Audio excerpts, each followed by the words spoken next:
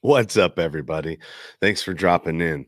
This is the Nowhere to Go But Up podcast, and I'm your host, Sean Dustin. So, episode 191, getting close to 200. This is going to be with Thomas FreeMe, and this was a live stream I did probably, I don't know, maybe about a year ago, and I haven't released it to the podcast platform, so that's what I'm doing. This is the intro for that. But this episode is being sponsored by the Other Side Academy.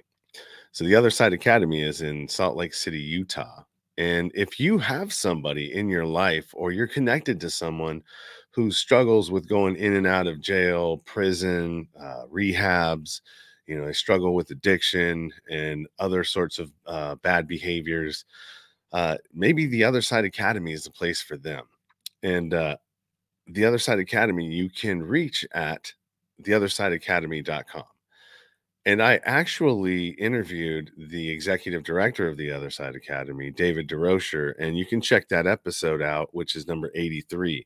And in number 153, I interviewed 3 of the staff members who were former clients. So I got a lot of information and a lot of love for this place because I actually went and visited it and stayed there for 3 days. So I was able to participate in their groups. I was able to go and hang out and learn about what they were doing, and everything that I saw there was amazing. And so if you have somebody out there that's struggling, maybe this is the place for them. So there'll be all the information that you need to get to there in the description of this show. Now, if you're somebody or a business, online business, if you're someone who author, if you would like to advertise with this podcast, feel free to, read the ticker tape below here. And you can email me at nowhere to go but up now at gmail.com. And we can discuss different tiers and pricings and opportunities for advertising on the Nowhere to Go But Up podcast. So all that's available. Okay. So one last thing before we get out of here. If you're on YouTube, if anywhere where you're watching this, do me a favor, hit that subscribe button, like it. If you're listening on the podcast platforms, if you're on iTunes, hey, do me a favor, man, hit that review and give me a review. That would be amazing. It's been a while since anybody's jumped on there and given me one. So if you are liking what I'm doing, that's an easy way to support the show without having to spend any money. Just a couple of swipes, taps, and you're done. So yeah, I'd love for you guys to help support the show by following and subscribing and doing all those things. And any other ways that you want to help support the show, you can find that in my link tree, which is linktr.ee/nowhere to go but up. Until next time, enjoy the conversation. Sean Dustin spent time in federal and state prison for drug trafficking and fraud. Upon release in 2006, he had nothing but the clothes on his back, a bag of mail, and legal paperwork. In 2010, he kicked a long-time methamphetamine habit and started the long climb back up the ladder of life. This is the Nowhere to Go But Up podcast. If you want transparency and authenticity, you're in the right place. This is the Nowhere to Go But Up podcast, and this is Sean Dustin.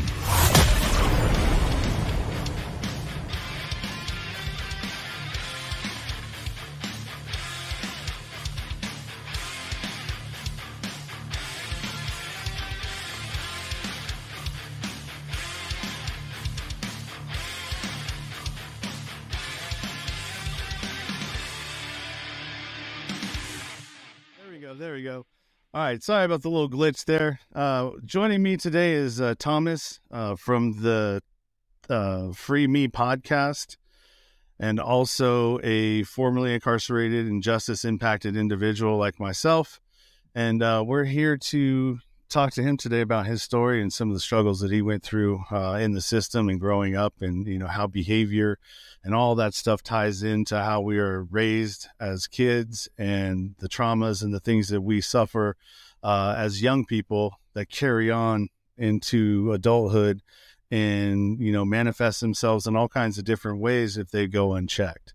So Thomas, man, thanks for hanging out, and thanks for joining me today. Absolutely, man. Thank you. And that was very, very well put. Very well said. Thank you. So tell me a little bit about yourself, man. You said that your parents divorced when you were 5. Mine did as well. What was that like for you? I really can't remember much. I have pockets of memories, but there's significant times in my life that, upon reflection, I go back and I just look at and wonder why these memories are burnt into my soul. They're there for a reason, good and bad. So, it just, upon reflecting on them things, man, the only thing that I can remember about my parents being divorced is that when my father remarried, I was always embarrassed to introduce my father's wife, my stepmother, as my stepmother. I always introduced her as my mother. I'd tell my friends that this is my mother. And it made her feel good. But for me, I knew internally that I was doing it because I was embarrassed. Okay. So there was always that kind of embarrassment within me about my parents being divorced and such. That I remember as a young child. Okay. So did your mom and dad ever put you in the middle and you were the pawn and getting back at each other? Well, there's no question. I have an older brother. He's 8 years older than me. And, I grew up, my parents are Midwestern. They're older. They're from the 30s and 40s, was what their birth dates. And they grew up through all of that, Midtown, Ohio. And they were very simple people, but hardworking, and they were just trying to figure life out themselves, and me being an adult now, I understand, that these were just two individuals that really didn't have a lot going for them. My father was a very good-looking man. He was a womanizer. And my mother was just in love with this handsome guy, and he was chauvinistic, he was egoistic, and he was power struck, and that's just the umbrella that I grew up under, a lot of abuse towards my mother as far as verbal, psychological, and all of this was in front of me, up until the point that I do remember that it was one night that he was choking her. He had her up against the wall. He was choking her. And I came out of the room and he looked at me and told me to go back to bed. She looked at me and was like, help. She didn't say it, but I could just see it in her eyes that she wanted me to do something. And I didn't know what to do. But I was scared. I just went back to my bed, and I just laid in the bed and I just didn't know what to do. And then I remember the police coming shortly after that. And then my father getting into an altercation with the police, and then he was hauled off to prison from there. And then the divorce, that's where the split came. And that's pretty much all I can remember about their interactions. So do you feel like as you grew up, as a sort of like a template of what a man looked like, or what it was to be a man, or the examples of a relationship, do you feel like that carried on into your life after that, in the interactions you had with girls leading up to women? You're not a bad looking dude yourself. So, I mean, I imagine that, some of that played in, because it played into some of my manipulation and manipulative behavior, and how I treated the opposite sex and used them as objects and assets rather than looking at them as people. Mm-hmm. No question whatsoever. And I'm still dealing with that today. I'm still chauvinistic in ways in how I speak. I still have a lot of demand in me that I still have to deal with, a lot of ego within me as well, because it's deeply ingrained in me. I spent a lot of my childhood and my teenage years trying to earn my father's respect, and trying to duplicate who my father was in order to earn his respect. But that was the issue with me, is I was different. My brother was the identical of my father. I was different. I just wasn't cold and shrewd, and I was just a sensitive child. I was more of my mother than I was of my father. And I think my father recognized that within me at a young age, and just kind of set me to the side and put his focus into my brother, because my brother was his torchbearer. So that's got to be tough. Always seeking the approval of somebody who's set you aside because they didn't deem you worthy of that kind of mentorship, is what it sounds like. And I don't think he did it purposely. I just think it's again, as being as an adult now, we just understand differently that it was just more, he didn't know how to deal with me. He didn't know how to pacify. He didn't know how to give me the attention and the love that I needed as a child, specifically to myself. And I think for him, it was just easier to just, I'll let your mother deal with that sort of ordeal, So your parents get a divorce, and you're going through life. Let's skip up to about 13. So what happens around 13 that you start acting out, what I assume, and getting in trouble, with the laws, for your first introduction to the justice system? I don't know. That this is something that I'm still pondering now. Is like, how was I capable of doing the things that I was doing as a child? I just got into very malicious behavior, very, very malicious, just manipulative. I was manipulating my parents. It was just, I don't even know what I needed at that time, but there was something that was causing me to be very, very rebellious. And it just came to a point to where I just did whatever I wanted to do. My parents were older by this time. As you said, 12, 13 years old. My parents are already, in their late 40s, 50s, very tired, very worn down from life. And I just pretty much just did whatever I wanted to do. And that's just what I did. I would hide, because my bus stop was right in front of the house. So I would go into this bush and I would hide and wait for my father to leave for work. And this is like, 12 years old. And the school bus would go. I would go into the house, I would change clothes, I would leave my house, and I would go out into the neighborhood, and I would stalk through the neighborhood, and I would look for specific houses, right? And I would just go up to the front door and knock on the door. And if somebody answered, because in my mind, I know I'm just a sweet little innocent looking kid, so I just knock on the door, and if somebody answered, I would say, oh, is Billy here? No, you have the wrong house. Oh, okay. If nobody answered, I'd sneak around to the back of the house, knock on the back door. If nobody answered, then now I'm kind of like looking around to see how I can get into the house. I'm breaking into houses at 12 years old, and that was it. I would just go into the people's house and I would just take whatever I wanted out of the house. I would take the pillowcases off the beds. I would throw the stuff in the pillowcases. I would go home and I would just sift through all my treasures, throw away the stuff I didn't want, and what I did want, I would hide under my bed. So that kind of behavior, I mean, it's you're at an age where still you don't know how to do that unless you see it.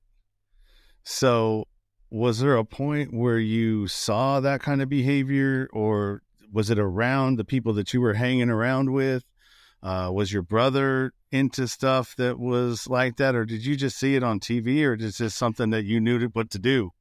You know, I used to think I was a ninja, and this was the 80s. All this ninja stuff was big, right? My brother was 8 years older than me. He was, he's 21 at this time, and he thought he was Steven Seagal. He's in the bars and he's telling, everybody how he's a 6th degree black belt in Aikido. My brother is a very, very narcissistic individual. He went through a lot of trauma himself. And he's very, very narcissistic and lies about everything, just a compulsive liar. And he goes out of his way to convince people about his lies to the extent that he forges documents and such, And this is what he would do, is he would tell people he was into Aikido and martial arts and all of these things. And sort of kind of like, the Temujin Kinsu case, this was just in the 80s. You had all the ninja movies, you had all of these things in the 80s. And I was just that. I think I more or less wanted to, again, impress my brother. I was always trying to get my brother's respect, my father's respect. And I just went on these high secret ninja missions, man, and I was just living a fantasy life. I was just a kid, who now we know as an adult, I had ADD, and I was just in a realm of fantasy, doing whatever I wanted to do. Well, you were escaping your reality. Into my fantasy, yeah. Whatever that was that you weren't wanting to deal with or didn't, maybe it was. It could have been a number of different things, but it sounded like more of an escape. And, people would ask me, and I didn't figure this out till a long time ago, but why the identity theft was so appealing to me is because I didn't like myself. And if I could steal your identity, I didn't have to be me anymore. I could be somebody else and go, charge cards on somebody else's name and not have to be me. And so, yeah, we all escape to things in different ways and different manners. So, let's skip a little bit forward now. And your first time going to prison was at 19 years old, or was it 19? Yeah. And you went for about a year and a half. 19, yeah, about a year and a half. So tell me about that. What happened? How'd you end up there? And did you learn anything while you were there? Well, you said something that I want to question you on, because I'm curious, and I've never thought about identity theft in that aspect until you said that. Like, so you were committing identity theft because you didn't like your identity, not just because you wanted money. It was an easy access to money or anything like that, but the enjoyment of being somebody else. Yeah, and a lot of that came from when I was a kid. I was the darkest kid in the neighborhood. You know what I mean? That wasn't. I've always thought that I was half Mexican and half white. And so that's kind of how I grew up. And I always got teased about being Mexican because I grew up in a mostly white neighborhood. And so I never liked being that, right? Because I always got teased about it. And so that was my identity. And so I would just always, try to be somebody that I wasn't, even to like with your point. Making up stories to make myself seem like I wasn't that, this little half Mexican kid from wherever. I had all these elaborate stories that, that blended into my life and sort of, all of that, but they were all fake and fabrications. Even when I went to prison, I didn't want to be associated with the Mexicans because I didn't want to be a torpedo for the Southerners or the Northerners or the Paisas or anybody, right? Mm-hmm. And plus, I grew up in a white neighborhood, so I identified with white people more. But even the white people, the white car was like, "Why are you so dark?" You know what I mean? And I was like, well, and then so finally, I just came up with, "Well, I'm Italian," and they bought it, and that's how I rolled the whole time. But I started that in my while I was fighting my case in the city jail or the contract facility for the feds. Otherwise, you know how it goes. If you say one thing in one place and catch somebody from, follows you. Yep. Yeah, it follows you. So you got to start that trail right when you get there. Isn't that crazy though? Isn't that crazy, Sean, how stigma and perception makes us lie about who we are? Isn't that absolutely absurd when you sit here and you listen to it and you say, I can't believe I do that. Yeah. You know, like, it's just, and we do it every day. We do it every day because we're so worried about what the next person thinks about us. And that's where I was at as a teenager, you know, and again, because I got caught into that. Now we're getting into the early 90s. I'm caught into the hip hop craze because I identify with the anger, and I identify with the aloneness, I guess. And, you know, again, I just got caught off into that whole hip hop thing, you know, and I started going down to the hood, hanging around into the hood, and that's where I found my friendship at. I was accepted into the hood, right? And I was loved in the hood, and that's just, to me at that time, I felt like that was where my friends were, you know. But in reality, all I was just a stupid little white kid that was trying to be something that he wasn't, and trying to get into something that people were struggling to get out of, you know. And it was I was viewed as a mockery, you know. And here again, it was just me, a confused kid, not knowing where I belonged, kind of like the ugly duckling, you know. Yeah, and what you're explaining to me, when you actually hit a yard, and it's there's no more of that. And if you go against that and you start hanging out with the people that you're comfortable with hanging out with, you're now labeled as something else, which is frowned upon in most prison systems. At least the higher levels that you go, the lower you go in a system, it's not as prevalent. Like if you get into a camp or a medium, they're politics, but the politics aren't as thick. They're petty. Yeah. They're petty politics. And you're right in what you say, right? But it's still, because I'm from Florida, and this is how we roll in Florida, right? And it's commonly known that Florida is not a separatist state. I don't want to say it's not a racist state, because it is. It has a lot of racism here, as it does everywhere. But Florida's not a separatist state, you know. And we mingle with everybody, and we blend with everybody, and we chill with everybody. So when you're in the system, like when I went out to Texas in the federal system, right? When people asked me where I was from and I told them I'm from Florida, the question always was, well, are you on Florida time or are you on Peckerwood time? You know, because it's known that if you're from Florida, this is who you are, this is your demeanor, and you can't really check me or punish me because this is the element that I grew up in. You understand what I'm saying? And so it's kind of commonly known like that. However, you have to respect where you're at. You know what I mean? And you have to respect the rules of engagement where you're at, and you have to understand that. Yeah, I didn't understand that when I first went in, because like I said, I grew up in mostly an all white neighborhood. I never really I'm a big dude, so I never got tested a whole lot, right? Right. And so when I first got in, that I was, doing my whatever you want to call it, fighting my case in the federal facility. There was a bunch of Southerners there, and that INS holds, and I guess the contract they had with them, they brought in a bunch of Sureños, and we were all out on the yard, and I hadn't clicked up with anybody yet, and one of them like elbowed me on accident. I slapped him in the back of the head, and it was like he didn't do anything, and we went about our business. But once I got back into the main, they let us back in from the yard, they started grouping up like they do, and I was on the phone, and I'm like, oh man. Yeah. It's like, all right, well, I'm gonna have to, I'm gonna fight a bunch of dudes now.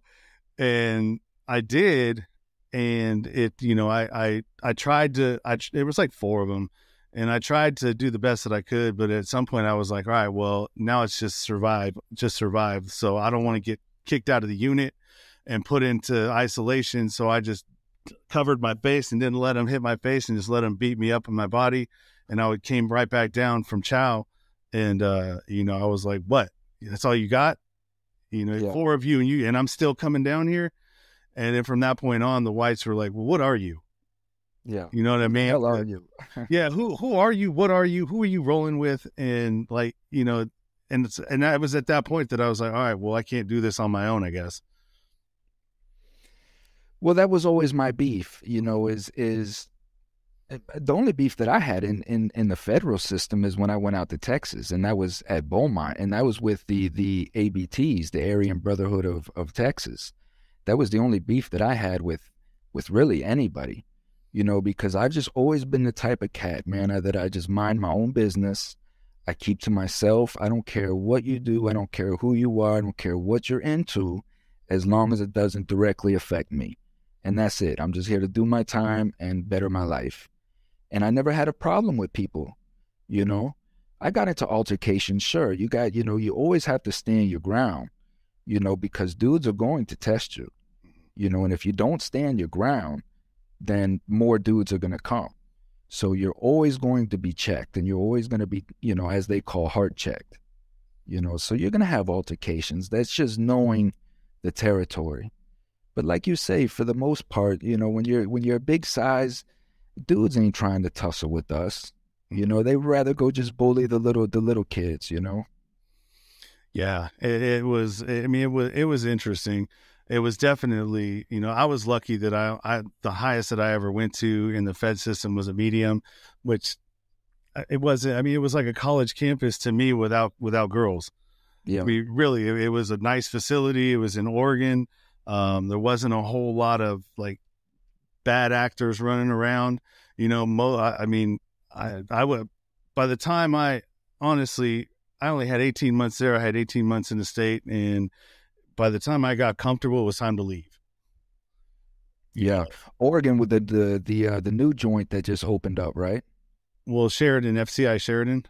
Sheridan, yeah. Sheridan opened up in I think the early 2000s.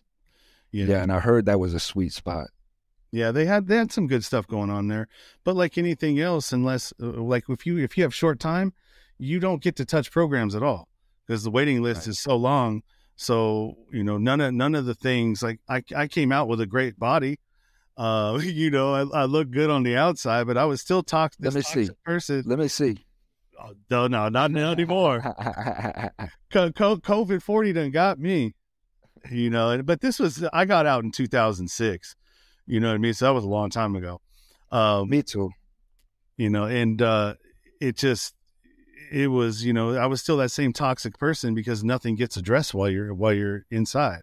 And there are people that are an exception to that, but they have to put in the work on themselves, and all that other stuff that goes along with it, So how do you go from at 19 doing 19 months to at 29 getting 210? And did you do all your time, or did you get some of it eliminated off of a compassionate release or any of those other things, or did you do the whole 210 or 80%, 85% of that? Yeah, 87.5%. They like to say 85%, but it's actual 87.5%. So that's, again, another lie that the federal government tells the public. So, but yeah, I was in state. State was a learning. State was a wake up call for me, right?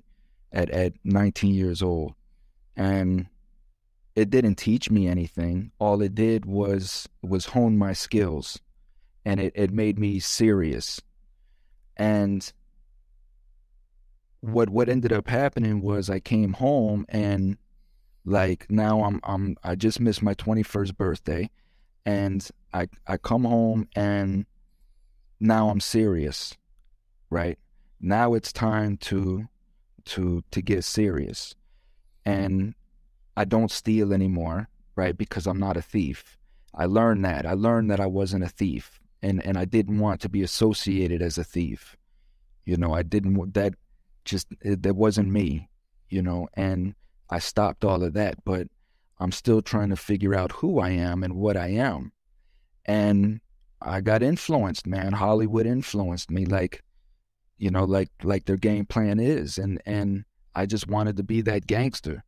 I wanted to be that mafioso gangster, that hardcore, give me respect or whatever. And I went all in, and I dedicated myself to the street life, you know, to that code. And me being the type of individual that I am, I live by that code. You know, you have a lot of people out there that dedicate themselves to the code, so they say, but when it really comes to walking that line, they can't do it. And that was, I just wanted to be the one that when they said, yeah, you know, that dude there, that's a real gangster right there. And that was just my mindset. And that's where I was at. Yeah, it's crazy how music and times really shape what we think we want to be, or how we think we want to be. And, you know, it's just, it's sort of crazy when you think about it. And, you know, when you got out, right? So you got out in 2016? 2016 is when I got out of the feds, right? I got out on the 2 levels. So I had a 210-month sentence for a first-time nonviolent cocaine charge. There was absolutely no drugs in my case. No drugs. They didn't know anything about me, right? The only way that they knew about me was from the snitches off my case, right? Just telling on everybody, and brought me into this case. No dope, no evidence whatsoever, what you call a ghost dope conspiracy. Mm-hmm. I was the only one to go to trial out of 39 co-defendants. I was the 40th one. And all my friends that I grew up with, that I thought were these hard gangsters with me, that were pistol packing, you know, doing some horrible things, you know, they turned and they turned government witness at the flip of a hat, you know.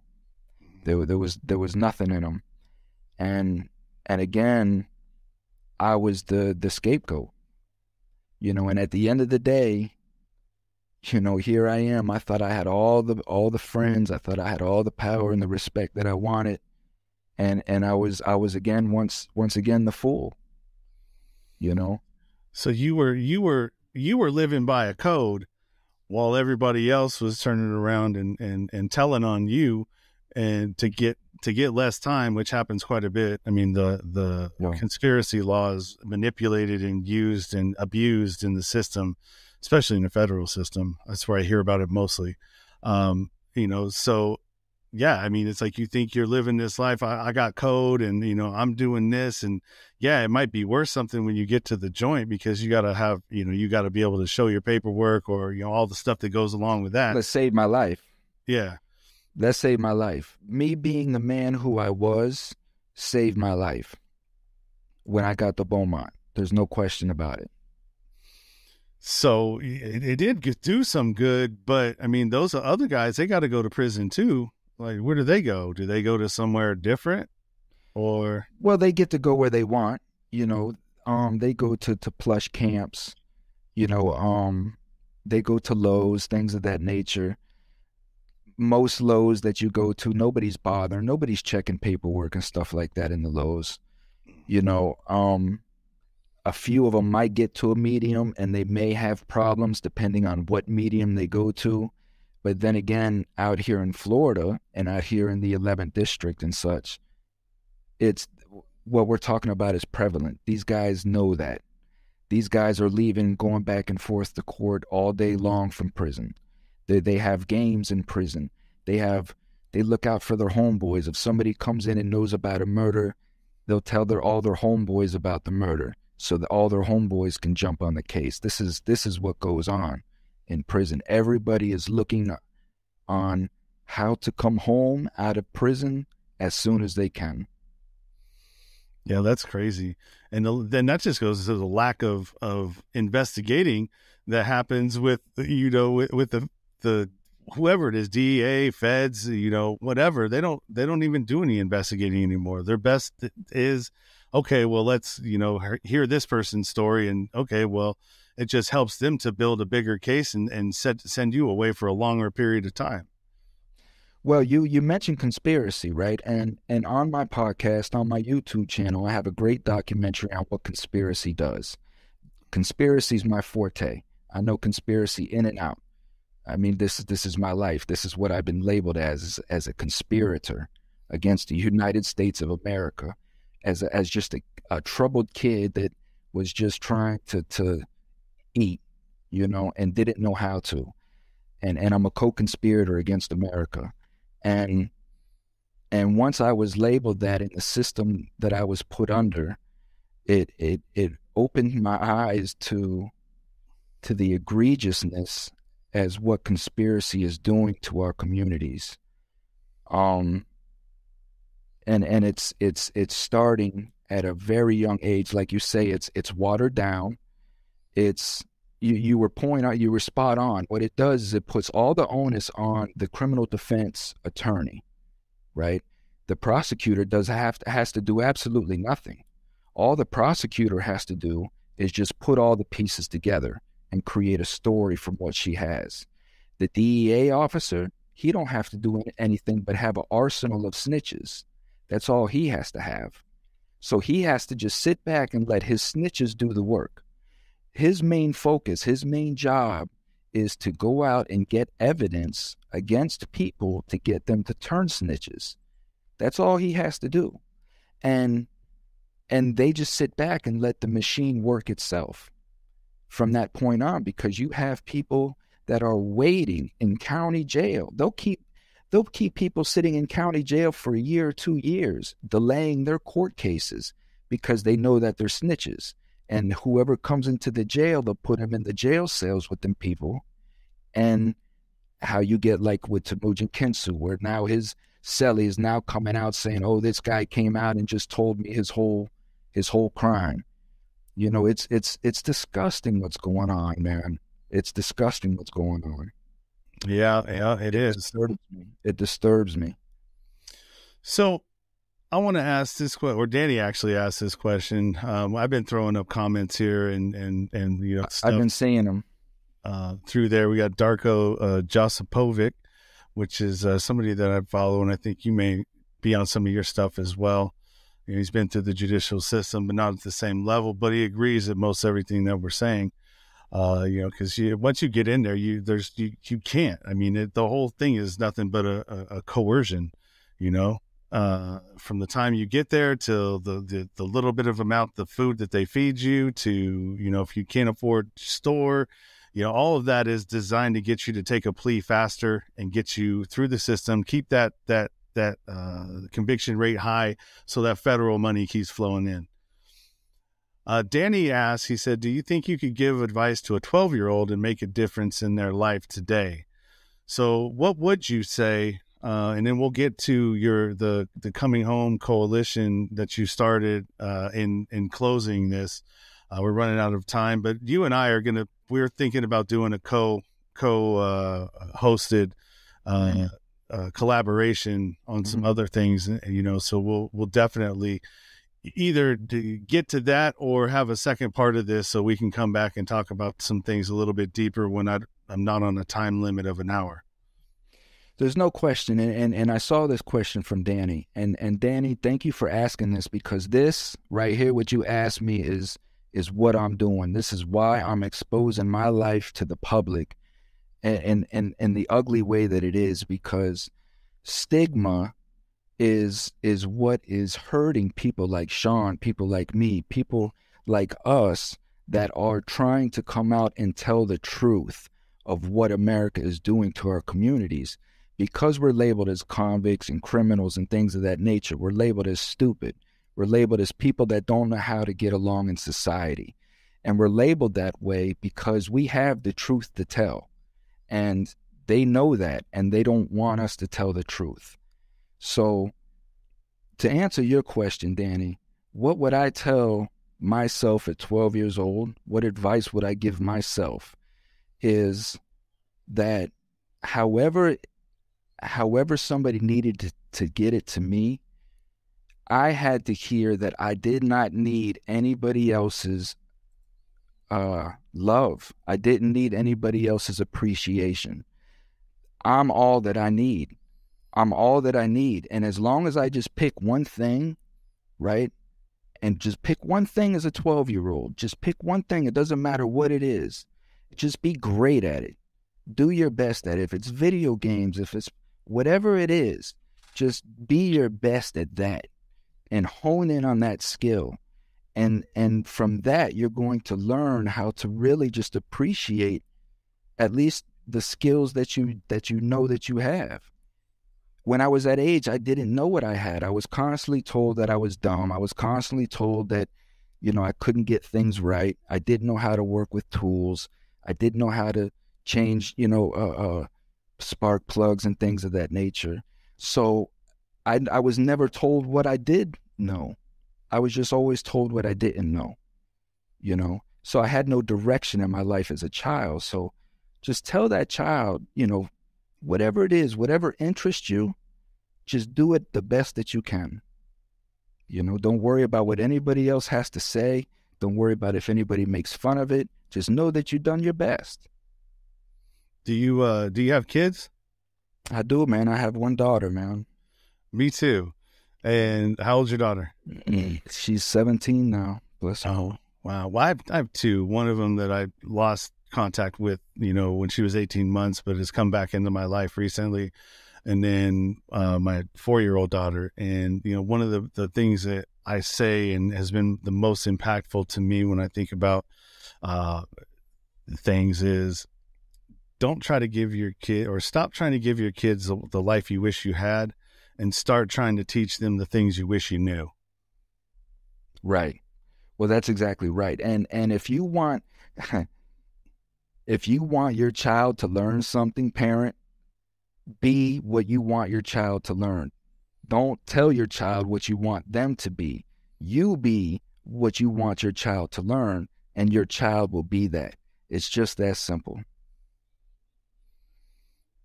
And then he asked, I'm dyslexic. People ask, how can you help kids with dyslexic traits? I say, find something they're good at and exploit the hell out of it. Sounds similar. Absolutely. We're not taught the blueprints of life when we're kids, man, because our parents didn't even really know. I mean, they did the best they could with what they had. And, when you know better, you need to do better. And so that's kind of where I'm at in my life today is that, I'm learning how to do all of these things. I'm aware of way more now. And so therefore I can't just claim ignorance anymore. Mm-hmm. Well, and that's the thing. I mean, that's, to me, in my philosophy of life, that's what the Bible speaks upon between being born into sin and being, washed in the blood and of the Spirit, is that transition between your egoistic life into your spiritual life. And you come into understanding that it's not about me. Like, the things that I achieved for myself under the umbrella of drug dealing is I don't have not one thing. All the torment and all the pain that I've caused families with all the drugs that I've sold, right? All the pain that I've caused, I don't have not one thing from that life, And it's not that I don't want any of it, because it's a sign to me from God, like, listen, you're starting your life from scratch. None of that is coming into your life no more. Now you have the knowledge, as you said. If it comes into your life now, I won't be there for you this time, and that's it. So talk a little bit about Coming Home Coalition. So Coming Home Coalition, how that was founded is because I came home in 2016. And again, I'm getting the doors shut in my face everywhere I'm going, right? I have no work history. I have no skills. My skills is communication with people. That's what my skill set is. And And what kind of job does that land me? Marketing, things of that nature. But because of my criminal history, people just shut the door in front of me. I can go out and get a labor job, yes, but I'm 45 years old now. I've had 2 knee surgeries. I got a bad back. I can't do labor. So I said, you know what? I've been thinking about this whole time how I want to help people in a certain situation where they can have employment before they come home, right? They don't have to deal with the things that we have to deal with by coming home, finding a job.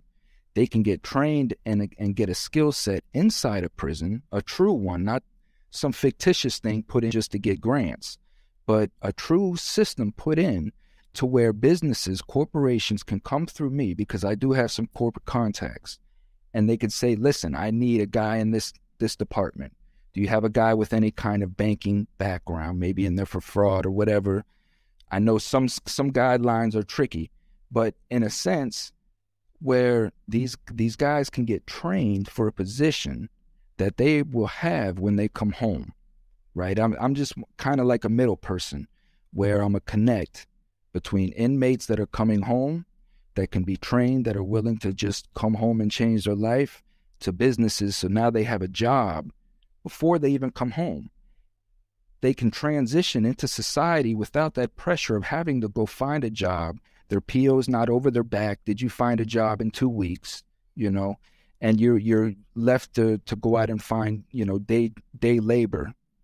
It's something that just I feel can really change. So that was the premise of the foundation.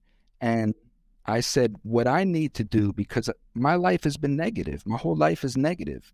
And I have no positive. I have nothing to counterbalance the negative, right? So I have to do something to at least counterbalance that negative, and COVID came. I became unemployed. I'm still unemployed at this time, but God has provided me the opportunity to start my podcast, start my YouTube channel, start my coalition, actually be out here helping people. I have people now contacting me that need work around their house, things of that nature. I'll go over there and help these people, all just under the name of the coalition. Because for me, at the end of the day, Sean, you know me, I'm about changing stigma. The only way that we're going to change America is to change America's mind. Us going to politicians and talking to these people, they don't care. They don't care. You're wasting your breath, and I don't have much time left on earth. I've wasted a lot of it. I'm not going to be sitting here placated by some legislator. We need to get to our blue-collar Americans. We need all 360, 400 million Americans to stand up and say, listen, man, we need to change this judicial system. Absolutely. And another thing that I always say too is that, the only way that we're going to beat mainstream media is with our own media and putting out real narratives instead of manufactured and generated narratives that are used to cull the masses or at least the 50% that, they have all, believing everything that's coming out of mainstream news, because I know a lot of people, my family included, that if it's not on the TV, they don't want to have nothing to do with it. And that's what they count on. And, you can call us conspiracy theorists, you can say whatever you want, but I mean, if you're really paying attention, you're starting to see that, oh, wait. Some of these conspiracies are actually starting to come true, right? The things that people were saying, that to make everybody think that you're crazy, some of it's actually coming true and is actually real. And so, anybody that's actually even been into the Fed system, I mean, you got the, and I'm not bad-mouthing Unicore, but let's just call it what it is, right? It's helpful for a lot of folks that are in there, and it gives them something to do. That's great. But it also gives, who knows who's tied into these investments in Unicore and the prison industry. I could name them. And let me tell you, there's nothing good about Unicore, man. There's nothing good about Unicore. And the reason why I say that, I understand your point, right? But again, it's brainwashing, because you have what Unicore does is it has these inmates in there that they become so institutionalized, right, that they they're machines, right? And that's not good either. But that's what the government wants. The government wants to train these people into machines where they just come home, they work, and they go home. They come home, they work, and they go home, and they don't want them doing anything else. And this is what Unicore is doing. And it's another brainwashing mechanism that the government is using, and they're profiting off of it. There's nothing good about Unicore. Nothing. I don't think there is either, but I've had some guys, they survive off it. Yeah, they challenge me. And that is the good thing. Like, you do what you have to do to survive, right? But understand that. See, again, what you say is so important, Sean, because we're living in a fictitious world. We're living in a false reality, right? And it's just knowing what you're dealing with. Don't tell yourself that it's something that it's not just because you don't want to deal with the emotions of it. You understand what I'm saying? Mm-hmm. Understand, listen, I'm in this position. I hate it, but I put myself in this position. I have to deal with it. Don't sit here and say that I love working for Unicore, and if it wasn't for Unicore, I wouldn't have commissary. Because again, that's a dependency that you're putting on yourself. There's many other ways that you can survive inside a prison without Unicore. I worked in Unicore out of my 12 and a half years. I worked in Unicore for 1 year, and I got the hell out of there because it was driving me crazy. It was driving me crazy. Yeah, it's almost like that. What do they call that? When you start to your captor, you protect your captor. There's a name for it. It's called. What's the slave mentality? It's protecting your slave master. Mm-hmm. And that's what these guys were doing. Like, they were getting to the point to where they would run and tell their boss man if you weren't producing what you were supposed to produce. That's how crazy it was getting. Yeah, that's even crazy that that's even happening there, because there's consequences for that kind of behavior normally, right? Well, you have some cars that won't let you work in Unicore for that reason, because they know what goes on inside of that. So they'll tell you, like, if you work in Unicore, you're not going to be in this car, Wow. All right. Well, we just scratched the surface on a lot of things. You know what I mean? Man. An hour is definitely not enough time to cover a lot of the topics that we scratched on or we just breezed over. But that means that's good, because now we got some more things to come back and talk about. And if you guys enjoyed watching what we're doing and, want to, follow what Thomas is doing, you've got the cominghomecoalition.com. You also got his YouTube channel, which I put up here. Let's see, I'll flash it up again. But all of these links, these direct links, are available in the show notes or the description of this broadcast. So you can go down there and hit any of these links, and it'll take you directly to Thomas or myself as well.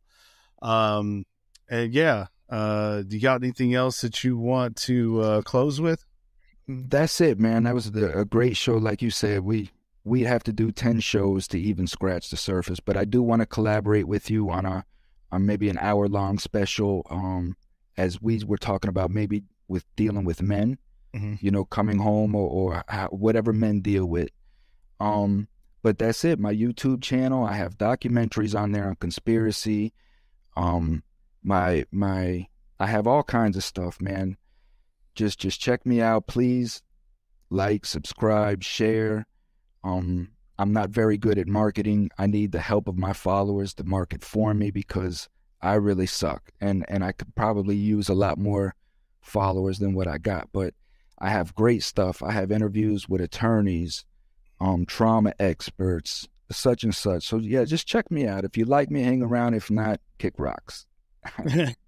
Hey, and that's all you can do, man. Right? It's just, I'm putting out some content. If you like what I'm dropping, then get on board. If I'm gonna be as real as I can. I'm gonna bring as much truth as I can, because we are in a time where truth is necessary. Truth is a must. It is a must.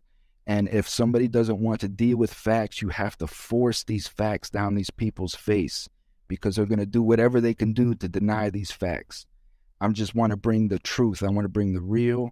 I'm not about violence. I'm not about, talking about stabbings and stuff all day. You're not going to get that with me. I'm more along the lines as to why we went to prison. Why are we going to prison? Why are we doing the things that we're doing to put ourselves in harm's way so that we can be better parents for our children and we can have a better country for ourselves, man? So that's it in a nutshell. Starts with the youth. It starts with the younger generations and teaching them a better way and giving, don't give them the lives that you wish that you had. Teach them the things that you wish you knew, the things that you see right now, things that are happening. And if you know something about it or, tell them, that's all you can do. It starts with self. Be your best self. Whatever you want your kids to be that. You know what I mean? And your kids are going to follow behind you, I promise you, because that's the nature of what children do. They follow behind their parents. Be your best self. At the end of the day, shut all your fucking electronics off, man. Shut all that crap off. Lay in your bed, close your eyes, and just ask yourself, was I my best self today? And just be honest, and if you weren't, just be your best self tomorrow. Yeah, you can always start again. And you're absolutely right. And I've had to do this in my own life because I co-parent my daughter and she's over here. And I caught myself working while she was here and not paying attention to her. And I was like, you know what? That's not right. That's not right. Kids come first, Sean. Yep. And so I was like, I shut everything off when she's here now and I don't do any work until she's either asleep or, she's gone. And that's just kind of what I've had to do. It slowed some things down, but you know what? I can see a difference. Absolutely. In how she's behaving around me and everything else. So Stacy Price, what's up? I just did Stacy's show earlier today in the morning. She said, so proud of you guys generating change in society. Keep going. The world needs more of this. Thank you, Stacy. We appreciate the comments. Thank you. All right. And so we're going to head out of here and I'm going to close out of this one and hop into another one because I got spirituality and reincarnation from Dave and Carla, the 3-time authors, coming up next. And thank you, Thomas. Let me go in there with you. That's my topic too. I appreciate you, Thomas, and we're definitely going to hook something up. And, everybody out there, if you got any questions for the show or if you want to make any comments, feel free to email the show at nowheretogobutupnow@gmail.com. You can also hit my link tree and anywhere that the show is at. And all these links are in the description as well. And, until next time, like I said, keep it 100, stay true to yourself because everything else is just noise. You've been listening to the Nowhere to Go But Up podcast. Sean is a single dad, a union blue-collar guy, and he spent time in federal and state prison for drug trafficking and fraud. When he was released from prison in 2006, all he had was the clothes on his back, a bag of mail, and some paperwork. Since then, he's turned his life around and shares the struggles and successes on this podcast. We hope you enjoyed the show, and we hope you were moved. To connect to the show, book a guest spot. For merch, Patreon, PayPal, and social media links, go to linktr.ee/nowhere to go but up. On Instagram at Nowhere to Go But Up Now. On Twitter at But Up Now. On the YouTube channel at Nowhere to Go But Up Podcast. See you next time.